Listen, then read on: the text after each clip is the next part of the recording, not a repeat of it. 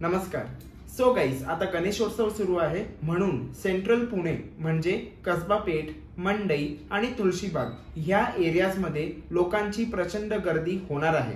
आता ह्या एरियामध्ये दोन मेट्रो स्टेशन आहे, ते आहे कसबा पेठ आणि मंडई. दोन्ही पूर्णपणे अंडरग्राउंड आहे आणि आता इकडे दोन्ही मेट्रो स्टेशन्स वरती ह्या 10 दिवसात लोकांची प्रचंड गर्दी होणे अपेक्षित आहे. त्यासाठी मंडई मेट्रो स्टेशन मध्ये जे एंट्री एक्झिट आहे त्यामध्ये थोडेफार बदल करण्यात आलेले आहे टेम्पररी बेसिस वरती. आज आपण या व्हिडिओ मध्ये ते बदल समजणार आहोत. तर आता मंडई मेट्रो स्टेशन साठी दोन एंट्री एक्झिट आहे. पहिला आहे गेट नंबर 2. आता हे लोकेटेड आहे मंडई हेरिटेज बिल्डिंगच्या मागे आणि हे खूप मोठं आहे. मग दुसरा एंट्री एक्झिट आहे गेट नंबर 3. ते लोकेटेड आहे लोकमान्य टिळक स्टॅच्यूच्या साइडलाच. तर आता इकडेच थोडेफार बदल करण्यात आलेले आहे. आता कालपासून काही बातम्या सुरू आहे की तुम्ही गणेश उत्सवच्या टाइमला मंडई मेट्रो स्टेशनला उतरू शकणार नाही.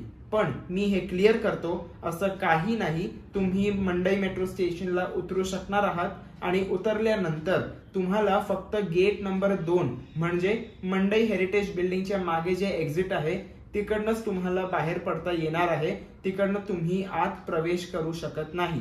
परत सांगतो, गेट नंबर 2 जे आहे मंडई हेरिटेज बिल्डिंगच्या मागे, तिकडनं तुम्ही फक्त बाहेर पडू शकता. तुम्ही स्टेशनच्या आत तिकडनं प्रवेश करू शकत नाही.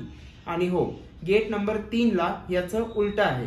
गेट नंबर 3 ला तुम्ही स्टेशन मधून बाहेर पडू शकत नाही, पण तुम्ही स्टेशनच्या आत प्रवेश करू शकता.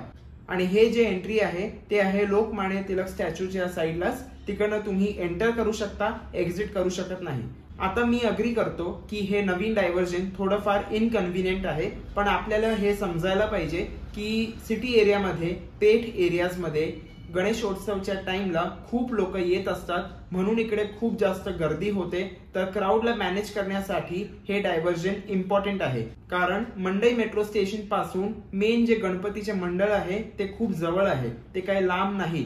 दगडूशेठ, नवसाचा गणपती, मग अखिल मंडळ म्हणजे शारदा गणपती, असे खूप काही मेन गणपती आहे जे खूप जास्त जवळ आहे. हे आपण फक्त 10 दिवसासाठी असं बघणार आहोत, त्यानंतर परत सगळं नॉर्मल होणार आहे.